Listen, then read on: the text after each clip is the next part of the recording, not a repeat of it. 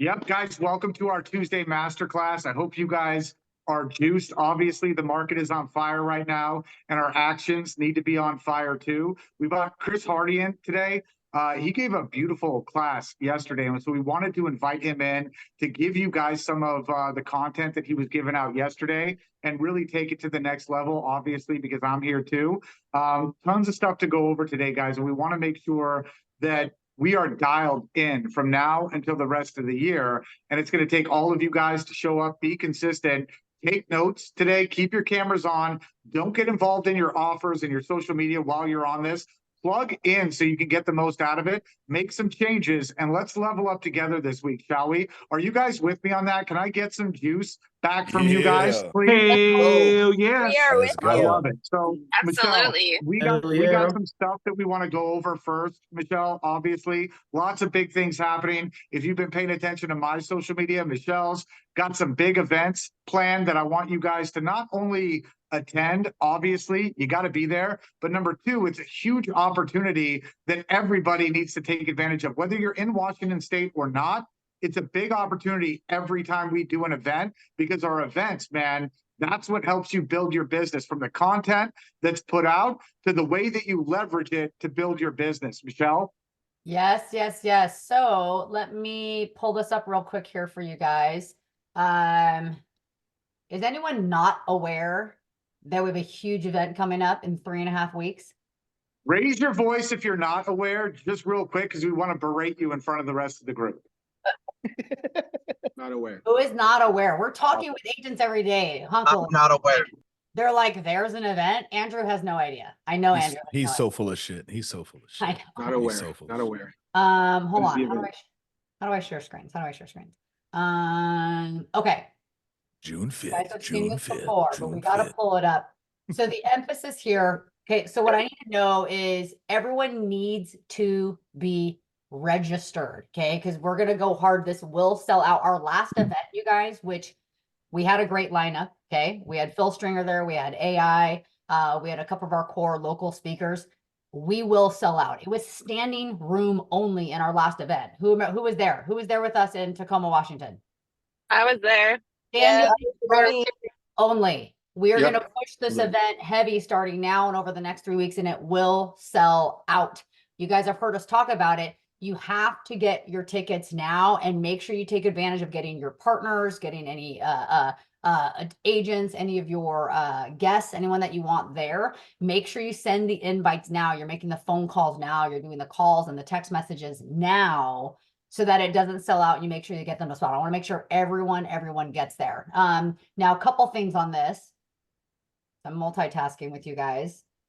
And really quickly, as Michelle's doing that and multitasking, honestly, guys, if you haven't got your ticket yet, go ahead and take care of that right now. Okay, because it can't be one of those things where you wait until the last minute. We don't want to have to turn people away. And again, I said this last week, it's oftentimes our own people who are the worst at signing up for our events. Why? Because they can always do it next week. And in order for you to take full advantage of it, number one, the commitment to go. Number two, if you're going to leverage this to build your agent attraction side of your business, you got to get your ticket. You got to be one of the first people in, and you got to motivate yourself to go out there and spread the message, which all of us should be doing. Can you just raise your voice if you're coming, but you haven't got your ticket yet? Just unmute your microphone and say your name. Carrie. Okay, that's one. Click the link, Carrie.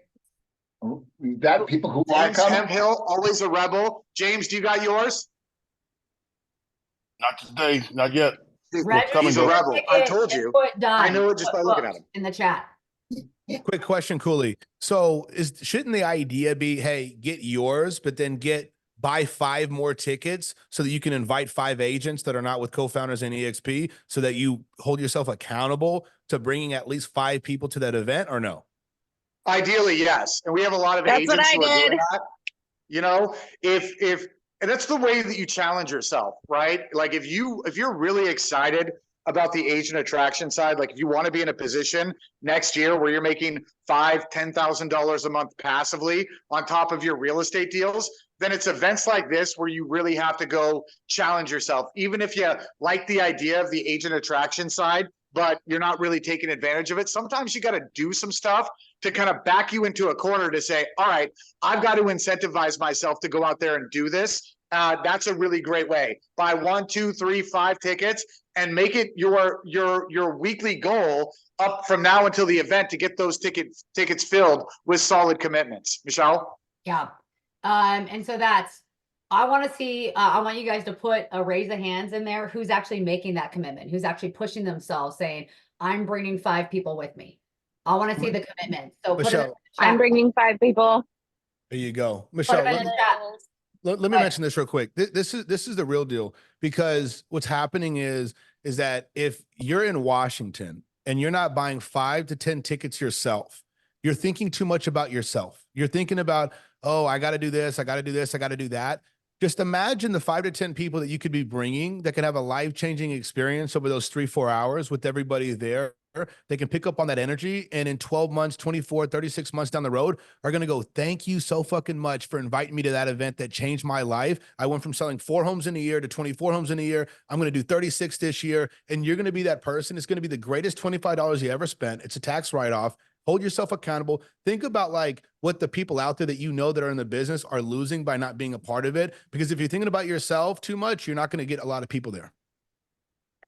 Thank you. Amen. Amen to that.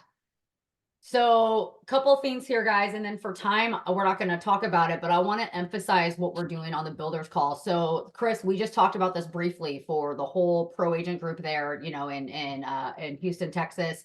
Who do I've got on here from all over the marketplace? Shout out your markets that you're in. All over. Tacoma. Denver. H-Town. No, Orange County. You're in Washington, you're coming. Whoever shouted out those areas in Washington, I just heard them. Tri-Cities, that's easy drive. I heard Orange County. I know some of you guys are in different places. So we are going to talk about on the Builders Club. Those of you guys that don't know, every Thursday at 12 p.m. Pacific, we address different ways to build. We do scripting, we do role playing, we talk about how to build out the revenue share side of your business specifically, but we are going to be talking about how to take these live events and make them virtual streamed events that you are putting on, everything taken care of in your area, whether it's you and a few agents, whether it's you and 20, 30 people in a conference room with your lender partners, your title rep partners in their office, whatever that looks like. We're going to cover how to maximize these incredible events that we put on in your marketplace. So block that out, you guys. Once we shift gears here, I'll actually drop the link in there just for those of you that aren't aware or don't usually come to those. Thursday, 12 p.m. Pacific, if you want to learn how to get that done and actually take advantage of these, no matter where you are, Florida, Canada, I don't care where you are, you guys should be leveraging these, right? It should be a watch party, not only for yourself, but again, think about how is this helping other people and how can I leverage this? So we're going to cover that on Thursday. Okay. Everyone good? Who's interested? Who's interested in that? Shout out for those of you guys in different markets. Who's interested? Yeah. Let's do it. Okay. So I'll end with that to make sure everyone has the links to be there this Thursday. We're going to cover exactly how to set that up. And then the last thing before I shift gears and hand it over to these guys, I got to share a different screen because I got a bunch of different stuff up. Who saw me post into the co-founders group about RevShare 2.0? I think a week ago. I was in Hawaii for a week. So maybe right before I went to Hawaii. Anyone see me post out there? Yeah. Yes. I did. So for those of you guys that don't realize what just happened, let me just do a highlight for you. So if you guys, can you guys see my screen? Yes. This is actually just the co-founders Facebook page. So if you guys go into the Facebook group, again, this is probably from about a week and a half ago, you can just go to the search bar and put in RevShare 2.0. It'll pop this up. And so I just want to give you guys the couple of things that are major highlights that have changed. So this shouldn't be new to anyone, whether you're familiar with how all the RevShare works or not. But if you guys look at this chart here, and hopefully it's large enough for everyone to see, what changed is from what it used to look like here in the darker gray to over here in this right-hand column, where for all 3 tiers of your first 3 tiers of FLQAs are open. Meaning, as of right now, everybody is paid open on all 3 tiers, no matter what. And then the requirements for the FLQA kick in only starting at tier 4 with having 5, James, and then 10 to open up your tier 5, and then 15 to open up your tier 6. This is a game changer across the board. Those of you guys that have 1 or 2 people that followed, you over that brought on then 5, 10, 20 with them, This changes the game because you just got a raise on everything that's going on with you. So they've opened this up to make it that much more financially lucrative for the kind of the entire existing middle pool of everyone here at EXP. So this should be exciting. If you guys don't realize what this is, anyone that has anyone in their rev share organization, okay, you are going to see that difference on that payout come the 20th. Because if you have anyone underneath you, all of this just changed for everybody across the board, which is massive. Okay, I don't know if everyone realizes what that really means. Anyone got questions for me on that? But just quick highlight on it. Good, good, good. Okay, the other thing that's important, and I pulled this up on the things over here, is if you guys actually log into your RevShare dashboard, which by the way, for those of you that don't know, it's my.exprealty.com. Okay, it's an actual app. It'll actually prompt you to download the app or on your computer, my.exprealty.com. That's your RevShare dashboard. When you go to your RevShare dashboard now, and it's all looks and feels exactly the same, there is a pay now button above your queue where it accumulates every month and pays out on the 20th of every month automatically into your bank account. There's a pay now button. So whether you've got 500 bucks in there, $1,000 in there, 20,000 bucks in there, you can turn around and click that button at any time and it'll instantly deposit into your account instantly. This is a game. Think about that when you're in a position where it's like, man, things are tight right now, or I was trying to do this, I was trying to do that. And you can instantly transfer that $4,000, that 1,500 bucks into your account.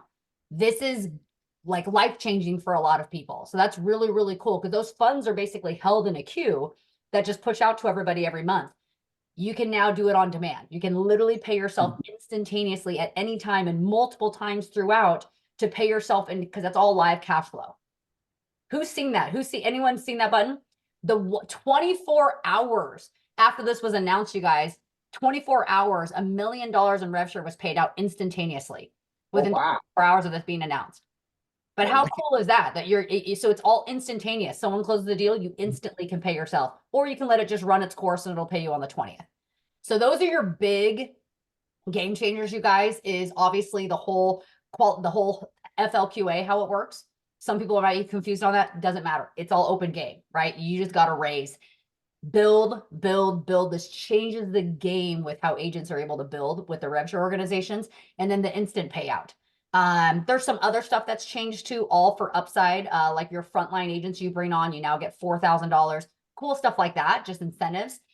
Those are the two big items. Okay. So I just want to make sure everyone knows that. We will dive deeper on these items on the Builders Club, which again is Thursday at 12 p.m.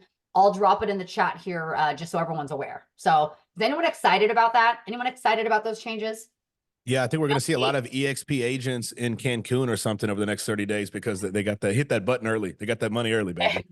Some of you guys, when we say rev share, right, your eyes gloss over and you're like, well, I don't really do that. That's fine. But I want to take you guys on a trip, like in a DeLorean.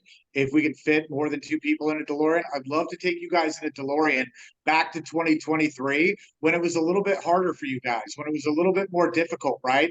And how awesome would it have been if you guys had an extra $5,000, $10,000 a month coming in on top of the deals that you were doing?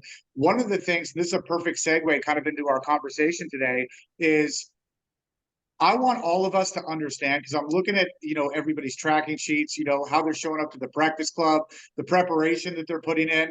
And I want all of you guys to remember the pain that you went through in 2023, how much harder it was. And I want you to ask yourself, are you preparing right now as if 2023 is going to happen again, right? Because I got news for you. It will happen again, right? What position are you going to be in? What position is your business going to be in? Are you going to have the fundamental skills that you need to carry you through any marketplace? Or are you going to start filling out Jimmy John's applications again like you did in 2023? Nobody likes Jimmy John's. It sucks and it's a bad place to work, right? And I want to make sure that none of you guys are working there. And so Chris did a meeting yesterday about making sure that, like, checking yourself and where are you falling 3 feet short from your goals right now? Where are you falling just 3 feet short from being the person, the agent that you actually want to be? And so, Chris, can you kind of touch on really quickly what you were talking about yesterday and just give us kind of a brief rundown before we actually jump into it? Yeah, I think from talking to so many agents, I'm having conversations every day, agents in our organization, agents in the group, agents across the country, and it seems like they're expecting more out of what they're doing. and they've kind of sold themselves on the fact that they're doing what it takes to become successful, but maybe the success isn't happening at the level that they would like it to be. Soon as I start asking questions, I start identifying, and really what the more important thing is, they start identifying all the holes in their game, and they start realizing they're kind of sabotaging themselves. And, it's like with even coaching the agents here in the group in Houston, the people that get the burnout are the ones that are doing 100 contacts a week. The ones that aren't getting burnout and getting all the results are the ones that are hitting 200 contacts a week. And so you start finding out that if things are actually working when you're taking massive action, you don't get burnout. You find more success. You get obsessed with refining the process. It's when you're half-assing your process and you're stopping 3 feet from gold is where all this bullshit happens in your head.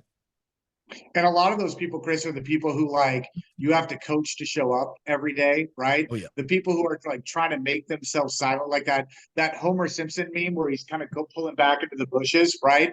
Those are most agents who are getting the 100 contacts. And they do that because they don't really want to be asked the tough questions, right? They don't want to send in their tracking sheet because they don't want to feel like an asshole sending in 0, right? I didn't do shit today, right? And it's convenient because when it comes time to actually go face to face with their results, nobody likes to say, man, I didn't do the job, right? Man, I didn't do all that I could do. Man, I was really, really inconsistent. Instead, you make up lies to yourself that say, man, I'm putting in the work, right? This just isn't working. Man, prospecting just doesn't work. Even though they've got a sea of evidence around them proving that idea is false, it's like, I would rather sit in the comfort of thinking I'm a badass, thinking that I'm going all in, but really not exposing myself to the discomfort that comes with leveling up, because that's what the process of leveling up is, right? It's an uncomfortable experience week after week, having to look yourself in the mirror and going, man, how can I get better this week? Oh man, you're right. I'm not as consistent here. Or you're right. I need to make adjustments here. That's a hard thing to expose yourself to every week, because it makes you feel like, fuck man, even though I'm trying, I'm just not doing it good enough. But there's a huge upside to that, which is you're growing and you're filling in the gaps each and every single week. So Chris, where do you feel, you talked about the difference between an agent who's putting in 100 contacts. Raise your voice if you're 100 contact a week type agent on the call right now. Can you just raise your voice and be like, hey man, honestly, that's me. I'm 100 contact a week type agent. Don't be scared, homie. Liars. Sienna. Weller. 20. Sonia. John Jacobs. Yeah.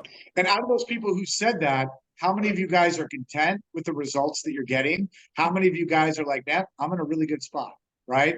And how many of you guys are like, I need to really level up my business. I really need to level up and start getting better. Honestly, 100 contact a week agents, you guys are not in the position that you want to be in right now.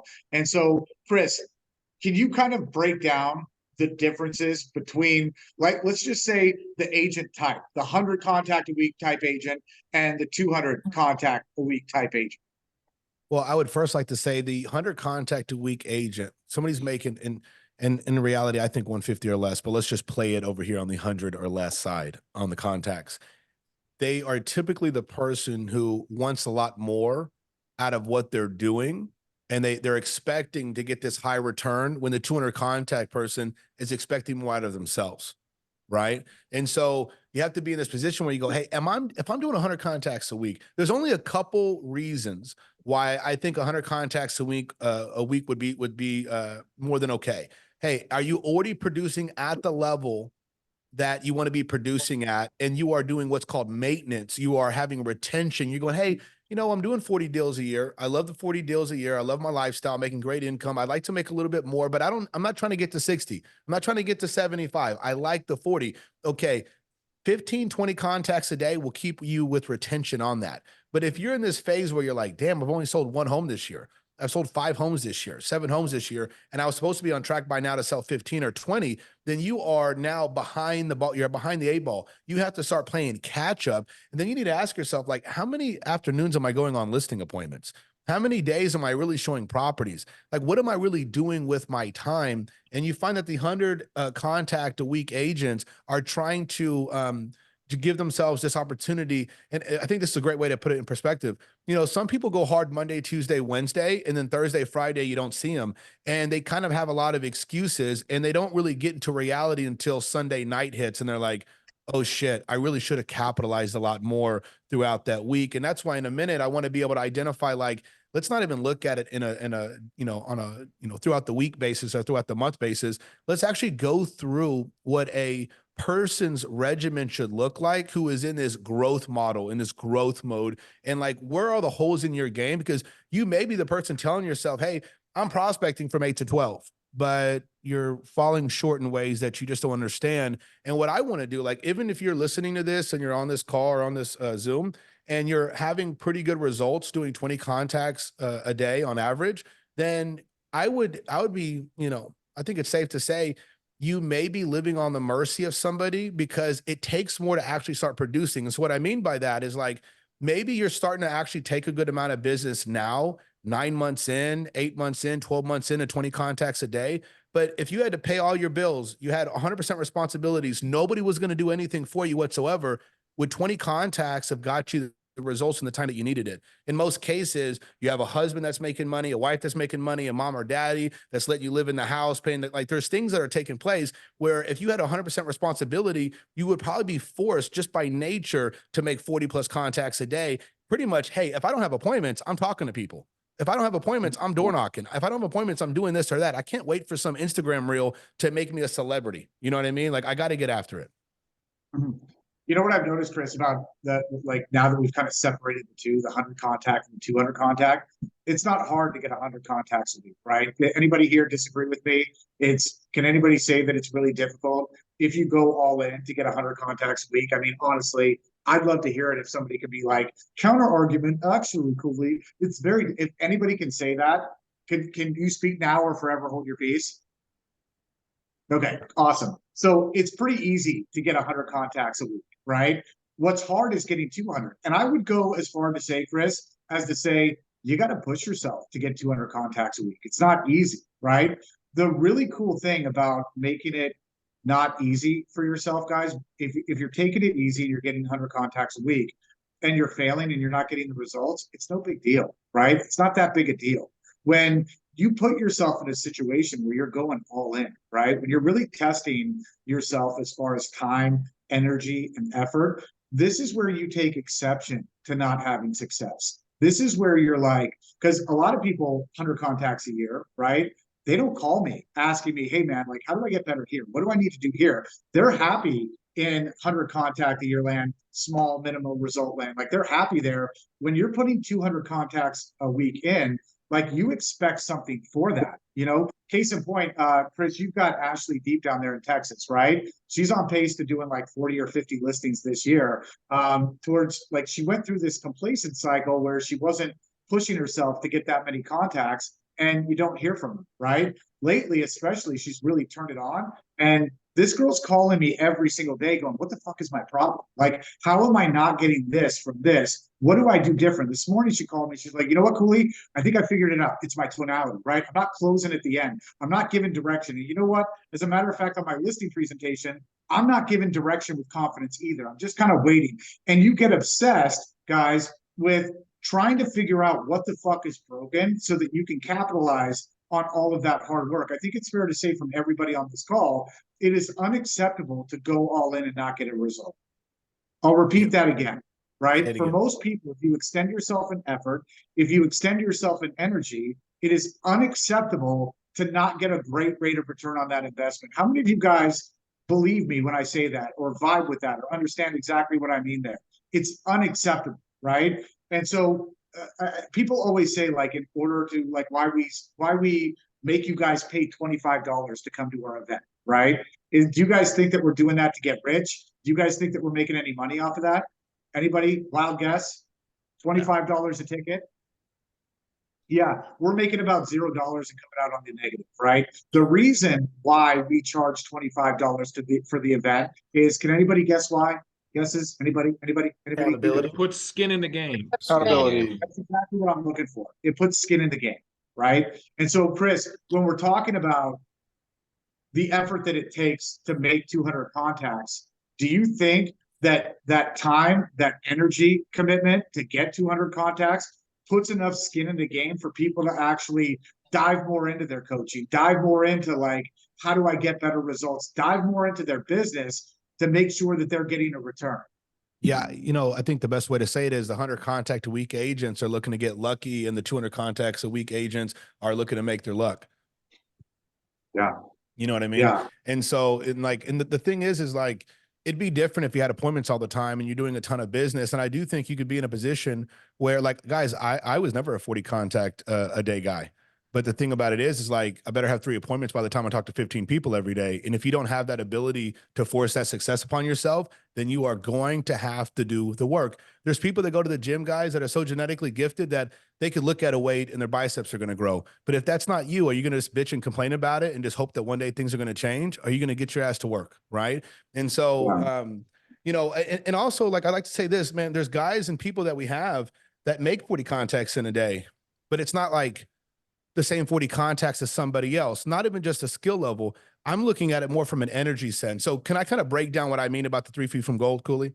Yes. Amazing. Please. So let me go through this day. So you have, write this down real quick. You really got, in essence, 3 parts of your day. So you have your morning. I want you to write down my morning. Okay. And then you're going to have your, your midday, and you're going to have your, afternoon or evening, whatever the case is. Right. So you have these 3 parts of your day. This is how I want you to understand where you are falling short from all the gold that's just right there at your fingertips, okay? So raise your hand if you're a part of the Breakfast Club virtually every morning. Amen. Raise your hand. Amen, right? Well, now keep your hand raised, like keep your hand raised on there. And all the people that are doing, like, I can see your face, like the picture, but it's not you. I'd love to see your face on here, but like, keep your hands up, right? Well, keep your hands risen. Can I just stop you right there for just 1 second? Hey guys, can we show our guests a little bit of respect and pop our cameras on so that they can see? I know some of you guys might be like doing other activities right now, but I guarantee you those with the camera off are the exact type of people that need to be writing that shit down, need to be present, and need to be here, right? Yeah. So let's get our cameras on for our guest, please, because he could be anywhere in the world right now. Instead, he's here with you guys, right? Patrick Photo, Mai Yang. Come on, guys. Let's stop participating in this kind of culture. Don't look at me. You know what I mean? I know. Yeah, no, and y'all look way better than me. So, I'd rather just not be looking at myself and Cooley the whole time. Right. And Michelle's tan. And so, so what I want you to do is, hey, raise your hand if you participate in the Breakfast Club, right? Now, keep your hand raised if you role play with another agent for 25 minutes before the Breakfast Club starts. You know what I'm saying? Because all you're trying to do is like get some kind of a hard on from listening to Cooley yell at somebody for 30 minutes. You know what I mean? Sorry for my French on that, right? Like you're like, okay, if he calls on me, my heart's going to beat out of my chest. Thank God he called on somebody else. But like, the Breakfast Club is so freaking amazing. But if you don't spend 30 minutes to 1 hour a day working on those skills that you were watching for 30 minutes, like, what are you really doing? You're just some guy watching ESPN, watching football and highlights, and you never get to get on the field and play. Like, I hate, I love watching. I've been picking up golf lately. I'm watching golf reels, but I'm watching golf reels because I'm about to go take my ass on the golf course and put it to work. I would never be, that's why I can't watch sports. I'm only going to watch sports that I can actually go and do right now on a regular basis. Right. And it's so it's like, Michelle, how would you feel if you saw some person just watching you work out at the gym? Not even in athletic clothes. I think that's why she works at home now. So she's probably, she's like, okay, the tripods are facing me now. Right. And so like, if you are role playing before or after the Breakfast Club, kudos to you. Right. But the thing about it is like, this is just one aspect, because from 7 to 7:30, I'm not talking about, 7:20 to 7:29. I'm talking about from 7 on the dot to about 7:25, role play with somebody. But see, the problem is, guys, this actually takes you focusing on making more time for your business. So you got to go, okay, well, who this week is going to be my people? Who are going to be my people? Because you need to get really good at not just prospecting for business, but you need to get to prospecting for who is going to work on my skills with me every day. Who's going to work on their skills with me every day, right? And I'm going to identify the people that are the most serious out of pro agent, out of co-founders that are going to role play with me on a daily basis. And if they don't show up, they're fucking dead to me. If they don't pay attention and they don't make sure that my time and their time is valuable, then like, that's it, baby. Like, go prove it to somebody else, but I'm not going to mess around with you. And so you have to have very high standards for yourself. But if you're not even trying to role play 30 minutes before the Breakfast Club, then like, what are you doing? And this is just one aspect of your business. We haven't even made it out of the first hour of real estate today, right? And so from 7 to 7:30, you are stopping 3 feet from gold if you are not actually applying what you're learning in the Breakfast Club to role play with somebody else. And then you hop in that Breakfast Club. Now, where could I be stopping 3 feet from gold with the Breakfast Club? How many of you get on the Breakfast Club and are there every day, but you're not raising your hand to be the person to Cooley to call on? You should be messaging Cooley the night before. You better call on me, bitch. You better call on me. You better call on me. You better call on me. But in reality, you're full of shit. You're just scared. You want him to yell at somebody else for 30 minutes, right? And so, you know, excuse my French, but this is reality, right? So the person who wants it the baddest is going to be, hey, Cooley, I want you to call on me. I don't care if they get annoyed that you call on me every single day and they want to see you do this with somebody else. Call me, right? Do I participate by just watching, or do I participate by showing the effort that I actually want to be a part of the role play? Now, from 8 to 11, 8 to 12, I'm prospecting, right? Well, how much, you know, how often is our energy really hot from 8 to 9, right? Raise your hand. From 8 to 9, baby, we just started. We got to the Breakfast Club. We got to get this thing going, right? But then 10 o'clock hits, 10:30 hits, 11 o'clock hits. You're looking at your goddamn emails. You're looking on social media. You know, I check this stuff, guys. I'll post a story and I see half of you guys look at my story during the prospecting hours, and I do it on that purpose. too. I'm like, I you do guys that suck. too. Yeah. You see this shit all the time, right? And so it's like, well, what are you doing? You're not paying attention. And, you know, I don't know what Cooley's idea is on some of these things, but like, I'm against dialers, because when people use dialers, they're always doing other things. Our agents who get the highest contact rate with Pro Agent and get the highest amount of appointments are hand dialing in most cases. And they have to focus, because you get so much more out of the conversation when you're calling people and you're going, okay, well, I just hand dialed the last 150 people. I better get me something out of this, versus you checking emails, taking calls from clients, and while you're doing mojo. That's why I think you got to focus. So what you need to do is you need to put yourself in this position where every hour I do a checkup from the neck up. Okay, what did I get from 8 to 9? Okay, I got an appointment. I got 11 contacts. I'm going good. What is my goal for the next hour? This is what I'm going to do. 55-minute increments of going nonstop. I'm not bullshitting. You know, guys, set your voicemail up and say, hey, it's Chris with Pro Agent, or hey, it's Chris with EXP. If you're calling me between the hours of 8 to 12, I'm on the phone looking for buyers for my sellers and sellers for my buyers. I return calls at 1 p.m. or this time or that time. Set the expectations. Stop being the errand boy, the errand girl for your clients, because all you're doing is trying to look busy. You're trying to feel like you're doing something that's adequate, but all you're doing is just putting retention in your business, and you're not building your business from 8 to 12. And so at 10 o'clock, at 11 o'clock, you know, a lot of times I'll watch somebody do lead follow-up and I'm like, what do you do from 11 to 11:30? I do lead follow-up. Bullshit. You're microwaving food. You're going to the restroom. You're walking around. You're on your phone. Like, if it says prospecting in your schedule, what should you be doing? If it says lead follow-up in your schedule, what should I be doing, right? And so from 8 to 12 or from 7 to 12, I think there's times where you're just falling a little bit short from all the success that you could be having. And that's going to happen with that role play in the morning before the Breakfast Club. And I'm talking about, guys, like you should be mimicking how Cooley is. He's really setting it up for you to do your own Breakfast Club with somebody else. Oh, they start sounding like shit. Nope. Stop. Drop that shit. Start it over. We're getting better. We're refining it. We're getting really good on our toes, right? And then that Breakfast Club happens. And then I got to make sure at 11 o'clock, I'm just as hot as I am at 8:05, right? I got to finish just as strong. You know, you got to want to be the person who starts first at everything, but you want to be the person who finishes the best. I always think, you guys seen that video where the two guys are like walking to the finish line and that one guy just runs right through them and gets through, you know, to the finish line first. I think about that because those guys thought, oh, we're winning. You could win from 8 to 10, but you could be losing from 10 to 12. Right. Yeah. And so that's my pitch on the morning. I need to identify in the morning where I am stopping 3 feet from gold. Cooley, if you have anything on the morning before I go to early afternoon, it'd be great. No, I love that, Chris. And just to kind of second when you're talking about the auto dialer versus like the manual dialing, everybody that I know, every agent that I know who switches from like just normally dialing to like a 3-line dialer, right? Their production always dips every single time. And the funny thing is, because of what the auto dialer is telling them, right? Regardless of their results, they always feel like they're being a lot more efficient because the computer tells them that they are, so that they'll never give it up. In fact, we've got a girl on this call, and I won't mention her name, but like 3 years, 4 years later, she's still using a 3-line dialer, and she does half the amount of transactions that she did before, but you can't convince them like, hey, do you remember this time? Right.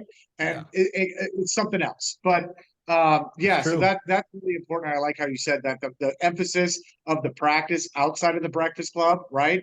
And the intentional prospecting every single day. It's not I prospect while I do this, right? Or I prospect while I'm checking my email. Like, you've got to be dialed in as if that's the sport that you're playing right now. How ridiculous would you look if you were playing basketball and football at the exact same time? Like, that's crazy. And you wouldn't get the results that you wanted. You know what I mean? Prospecting is an individual sport.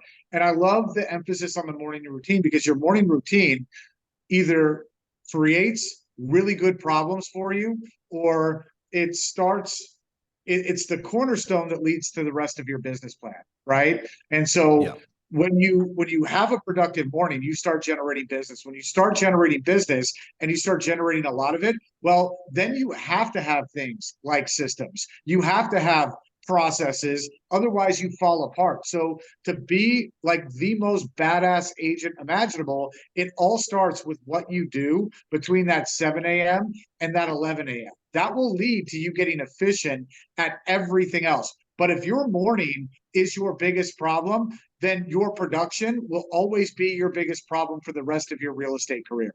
Chris? Yeah. And so when it, like, for example, I don't mean that you may not be making contacts at 10:30 or 11 o'clock. It's the level. If I was to say, hey, on a level of 1 to 10, what is your enthusiasm, your energy, your confidence at 10:45 in the morning? Is it different than it was at 8 o'clock after you got off the breakfast club? If it is anything lower, then you are self-sabotaging yourself. Those contacts are not as good as the other ones were. And so if your energy and your confidence and your enthusiasm is down, you're not that good at selling yourself on the opportunity on the next call. You're like, oh, I'm getting beat up this morning. I haven't set appointments. You're just selling yourself on this bullshit. And you should actually go, thank God a lot of these calls have been shit so far. That means the next one's probably the one. Somebody cusses you out, it's the next one. It's the next one. It's the next one. And start double dialing these people, guys. If people get off the phone with you and you feel like, you know what, not today, I'm calling that person back. You need to get in that kind of mentality so you get that dog in you, you know? And so you could be making a good amount of contacts in the morning. It's what is that energy and that enthusiasm and that confidence that it needs to be high. The next thing to kind of finish off the morning is like, the difference between the 100 contact a week agent and the 200 contact a week agent is that the 200 contact a week agents prospect in the afternoon, and you're not prospecting in the afternoon. And so the person who is a 200 contact a week agent, they're thinking, okay, number one, my quality of conversation is going up because I'm making twice as many calls in a week as everybody else. My learning curve, it's just speeding. It's going great, right? However, I'm going from 32 contacts in the morning because my conversations are longer. Now I'm having 25. However, if you can get over 25 contacts in the morning, right? Then to get 40 in the afternoon is only an hour and a half. But if you get 10, 15 contacts in the morning, you're like, fuck, I got to go prospect for 3 hours in the afternoon. And then you're never going to do it because you're not used to doing it and you don't have anybody to do it with. Right. And so you're trying to get as many contacts and appointments in the morning so that if you only need to do something in the afternoon, maybe it is only an hour. And maybe your afternoon does get a little bit busier. So you need to maximize on that hour. Well, if you keep on getting too little done in the morning, then you're putting too much on your plate for the afternoon. And then this thing just starts building up. And then you go, oh, prospecting doesn't work. No, you don't work. Right. And so let's talk about the early afternoon. If you do not have an assistant, you need to be very clear and confined with how you're working on your transactions, right? And so besides the fact of working on transactions, if you're in a position where you are not getting at least 7 out of 10 of your listing appointments to sign a contract with you, if you really think that you shouldn't be role playing your listing presentation Monday through Friday, not Monday, not Wednesday, not Friday, I'm talking about Monday through Friday, and you have this idea about yourself, like you're going to be this 30, 50, 70 plus deal a year person, but your presentation skills are that of a 5 deal a year person, then you have to commit to going, okay, well, am I willing to do a listing presentation role play every single day? Guys, this only takes an hour. This takes an hour, 30 minutes for you to do yours, 30 minutes for the other agent to do theirs. And the reason why this is beneficial is because, you know, Mike Ferry said this a long time ago. I'll do a Mike Ferry plug, but it makes a lot of sense. He goes, agents who close less than 30 deals a year have a poor presentation. And it always stuck with me because they just do not know how to present at a high level. And so if you're thinking to yourself, oh, I sold 20 homes last year, you suck at a presentation. You're not good. And you need to understand that you're not good so that you can get better at it, right? And so would I commit myself to doing that for an hour a day? The flip side of that is way too many of you are not in the position of a seller, which means, hey, I don't really understand what a seller's thinking. Well, how often are you able to role play for another agent and you're the seller? You're the one giving the objections. You're the one putting all the stop signs up in front of the agent, getting used to that the psychology of a seller. Some of you on this call, you never even bought a house before.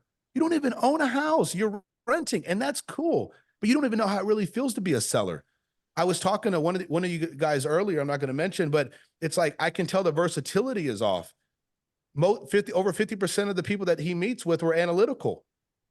Well, people are broken down into 4 groups. 10% of people are drivers, and then it's 30% expressive, 30% amiable, and 30% analytical. Well, I need to be more versatile. I need to understand what kind of sellers are out there. Hey, you know what? Today I'm going to be a seller, but I'm going to be an amiable seller, even though I'm an analytical, because you need to start understanding how an amiable is going to be thinking. So the 30 minutes of you being the agent is powerful, but it's also just as powerful to spend 30 minutes as the seller. And am I willing to do that 5 days a week until I am a 50 deal a year producer if that's my goal? Because if you're going to say, no, I'm not willing to do that, you're never going to be a 50 deal a year producer. Chris, but I do 20 deals a year and I don't have time. Next person.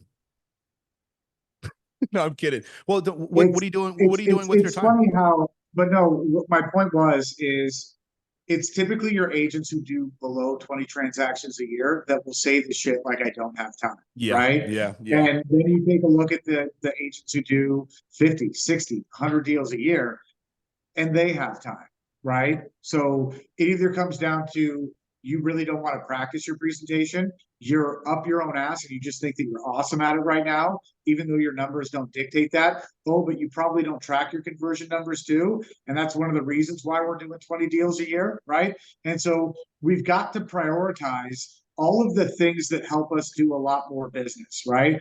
Yeah. Listing presentation, got to role play it. If not, bare minimum, at least 3 times a week. Okay. Yeah. And I'm being crazy with my 5, but I'm telling you, like, hey, I'm a 5 guy myself. I'm a 5 guy too. Like, and the reason why I say it is like, what else are you really doing with your time? I'll watch somebody in the office pick their nose for an hour and a half, and I'm like, you could have been doing something, dude. Something could have happened, right? And so, go ahead, Michelle. I was just going to say, it should be every day. If you're not on an appointment, you're practicing your presentation. Yeah. Every single day, 5 days a week, period. Like it's a non-negotiable. If you want to get good, that's the question. Do you want to become a master presenter? That's our job. If you think about it, right? If you want to be a good listing agent, your job is to become a master presenter. It means every day I practice what I'm supposed to be really good at. If I'm not on an appointment, so if you're on an appointment today, cool. You're practicing, you're doing it. Tomorrow, you're doing a presentation. It's the only thing we should be working on. And just what he talked about real quick, like if you think about the amount of discipline that it takes to role play every morning, to breakfast club every morning, to prospect with intent every morning, to practice your listing presentation every day, like realistically on this call, don't lie, raise your hand if you are not doing all of these things right now. Like raise your hand, no shame in your game. Raise your hand if you're not doing that right now. Okay. And that's the majority of the industry. Right. I would say, and I think Chris would agree with me here, that about 10% of agents are actually doing this. And the funny thing about that? 10% of the agents do 90% of the business because only 10% of people are willing to do the things that need to be done in order to levitate above everybody else, right? So are these things fun? Most people would say no. For somebody like me who's competitive, who wants to build the kind of life that I want for me and my family, it's yes, it is fun. Yes, competing is fun. Yes, winning is fun. Where it becomes not fun is when you keep fucking losing all over and over and over and over again. You stay in the same spot over and over and over and over again. That's why real estate is not fun. Real estate becomes fun when you're constantly winning, constantly improving, challenging yourself every single week, and gaining ground every single month. You know what I mean? That's when real estate becomes fun, and it stops becoming a job and it becomes more like a sport and a career, which is ultimately, I think, what everybody on this call wants. Chris? Yeah. So like, I'm just going to pull somebody's name up here. Like I see Mr. Adam Fawcett, right? So he's kind of, I've seen him make some faces where he's being honest, where he's like, I'm not doing that. I'm not doing this. Right. I want Adam to like, let it be Adam be the example, right? Adam, if you're going to a listing presentation today and you know that I've role played my presentation 200 days this year, what are you thinking? How confident are you going to be going against me on that presentation this afternoon? I'm not gonna hold a flame to you. I'm fucking eating you for lunch. You know what I mean? Man.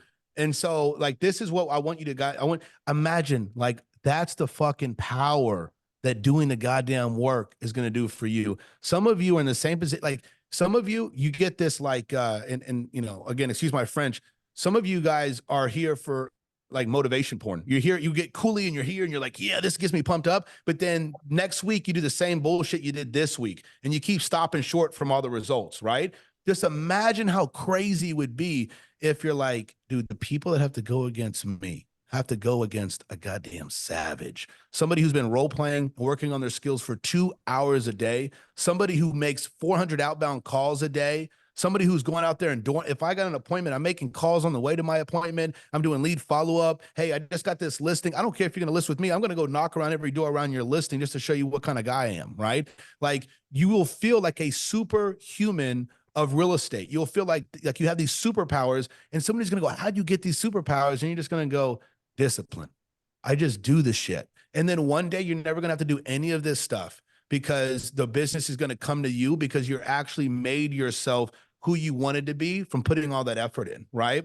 And so the role play, guys, you know, and what I want Dylan to do, Dylan, go to the Pro Agent World, download the 6-step listing presentation role play guide. And I want you to put that download in the chat. And I want everybody to download that. That is a 6-step process that I'll give you for free that you can follow for yourself. And it sets everything up because what you really want to do, guys, if you're not going on appointments all the time, you need to start creating scenarios based on the people that you are going after. What I mean by that is this. I'm calling expireds. Well, what are some scenarios for an expired?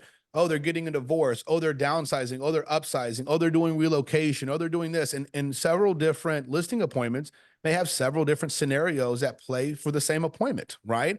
And so what you want to do is you want to get really good at creating some scenarios. And then when you're actually going on a ton of appointments, you can take those appointments and then you could refine those and you can utilize those for role plays. And then what you do is you go, hey, Matt Walker, tomorrow we're going to do that role play. We'll do it through Zoom. I'm going to send you an email based on the scenario. And I want you to give me 7 objections around these objections that I'm giving you in this scenario. So now he's prepared to be a bullish seller with you. And then you're prepared to be a badass agent. And then when you actually go on the real presentation that afternoon, they're not mad. They're not giving you 8 objections. Maybe they give you 1 or 2, but you practice so hard. You're like, damn it, I hope they give me some objections. You know what I mean? But most of you hope that everything goes too smooth. And we know that the calls that go too smooth, those are the ones that ghost you. The ones that give you a yes on the phone too easy are the ones that give everybody a yes. You actually want to get good at converting the assholes. See, the assholes actually have standards.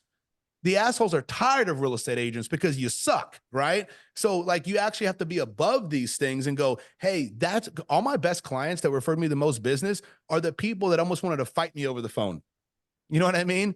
The ones that, because, and I have this client, I always talk about him, Paul Cleckley. And I just got a referral from him this morning, $600,000. He's 7'2", and he was like, if I meet you, I'll probably whoop your ass. And I said, this is my address. Come and whoop my ass. In 5 minutes, he signed a contract and he's referred me like 16 people in the last 10 years. I probably made $300,000 just from him. He came from a $90,000 condo. And everybody I get from that guy, he goes, Paul hates everybody, and I have an aunt in the business. My mom's an agent, my cousin this, my brother does this. But if you're the only person I've ever heard Paul talk good about. So you got to stop wanting to get the easy people. You want to start getting good with the harder people because they're the ones that actually have some place to be, but they got pissed off because the house didn't sell, right? And they've got skin in the game. They're emotionally attached to the outcome. You know what I mean? That's why we role play so hard to get through to those people, because those are going to be the people that you're going to be the only one out there actually going on the listing presentation, and they're going to respect the shit out of you because you're the one who is willing to drop the bullshit and actually speak to them like a person. And those are the people that are actually going to refer you business because you're going to get the job done in a sea of people who they perceive as valueless. You know what I mean? No doubt, so no doubt. They smell it. They smell the bullshit. They smell when somebody's like, "Oh, I'm calling him." Like, come on, get out of here with that shit, right? So let me try to finish because I know we know we don't have enough time to kind of go crazy on the rest of it. So hey, that midday, you got to identify. I got to write this thing out. Where am I falling short? Outside of doing administrative duties that I tell myself I have to do, even though I have no listings or I have 2 listings, it's like how much shit you really got to do, right? Am I doing a presentation 3 to 5 days a week? If I'm not, then I actually have to get ahead of the curve and I got to go, hey, who are my people that I can do this with? And you need to get your people a week in advance. Okay. Hey, I'm booking up for this next week for role plays for the morning and for the afternoon LP, the listing presentation. And it's going to benefit you if you all just get on the same page with the same listing presentation. I'll tell you that. If everybody's doing different listing presentations and you're just yapping and you're not asking questions, it's probably not going to be that great, but working on it will do something. Outside of that, it's the afternoon. Where am I stopping 3 feet from gold? The great agents, if they do not have an appointment to go on, they are going to lead generate for at least 1 or 2 hours. And so you're stopping 3 feet from gold by not doing the new calls in the afternoon and not finishing any type of round of lead follow-up in the afternoon. Okay. In that evening, that 5 to 7 window. And some people coolly will go, "Oh, well, I'm busy from 5 to 7. But if they had $1 million listing appointment at 5 o'clock, they'd go, "Kids, get the fuck out of the car. I got an appointment to get to," right? But they won't do that for themselves to go create that appointment, right? Because they're just trying to get lucky. And so I just want you to start lining out your regimen. And I think for some people on the call, maybe your regimen is not like what Cooley and I and Michelle are talking about here, but you'll realize that 80% of your time needs to be around growing and building your business, which is going to be lead generating. You're either knocking on the door or making the call. And so from that 8 to 12, you got to lock that in. The early afternoon, handle your business for what you got to do some type of a role play. But if you don't have any kind of real listing presentation or buyers to show in the afternoon, can I commit to making the calls for 2 hours? At some point, like what Cooley was talking about earlier, you're spending so much time doing the right things that you'll be calling me, you'll be calling Cooley, you'll be calling Michelle. Hey, I got to solve this problem. I got to figure this shit out. Me. Yeah, help me. Yeah. You know what I mean? And hey, one cool thing, Cooley, I've never had anybody do 200 contacts a week for 3 months that didn't start getting fucking tons of listings and tons of business. It never happens. It's never happened before. Happened in the history of real estate. Never happened.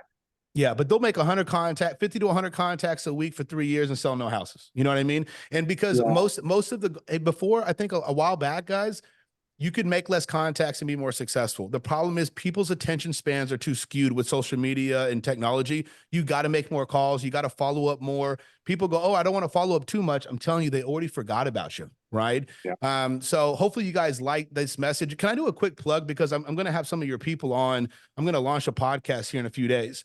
And I want people to be a part of it. Can I talk about that? Plug it in, Chris. Don't ask for permission. Ask for forgiveness. There you go. So, hey guys, number one, if you're not following me on Instagram, Texas Real Estate Goat, follow me. I'll follow you back. If I haven't followed you back, send me a DM, call me an asshole. I'll follow you back. Sometimes I just get lost in the sauce. Number two, on YouTube, if you go to Pro Agent podcast. Well, it's Pro Agent. There is a thing called Pro Agent Podcast. I don't know how to log back into it. It's from 2 years ago. My bad. I'll figure it out one day. But if you go to the regular Pro Agent channel, I just did a podcast with Ashley Deep and Patrick Cotto. These are 2 agents that have been in the business around 2 years that are already on track to take 40 or more listings in 2024. So when you're sitting here going, "I've been in the business for 28 years and I've never sold more than 10 homes in a year," these are 2 people that have no business doing what they're doing right now, but they are. And that's what's beautiful about it. They're 2 to 3 years in the business, right? number two on this is that I just wrapped up one with Matt Griverts and Nick Troney. It is gold, and I'm going to be launching it here in a few days. You're going to see it, so be on the lookout for that. Go follow Pro Agent on YouTube. If I don't see you, I will track you down and I will find you. Okay. I love it. Hey, and I want to thank you for being here, Chris. And one of the reasons why I wanted you on here today is just for the simple fact that I saw all of these same guys in 2023, right? I know how hard it was. I know that it was difficult. And I know that as it gets easier to get business, the natural human reaction isn't to double down and go, wow, what an opportunity. I'm going to do a lot more. It's now that it's become easier, I'm just going to take what's coming to me, right? Because I'm doing some deals now. Everything's okay. And so we've got to build our business to the point where we don't ever have to look back, right? If the market tilted again today, are you fucked? Are you doing okay? Right? I think I know the answer to that question. I've noticed complacency with tracking sheets. I've noticed people showing up to the Breakfast Club at like 7:35, 7:40. That's not the kind of culture we have at 7:29 culture. And so right now, we've got to get back to number one, making sure that we're not being coached on the basics, right? Nobody's having to tell me that I've got to show up every day. Standard. Nobody's telling me that I've got to be practicing my role plays.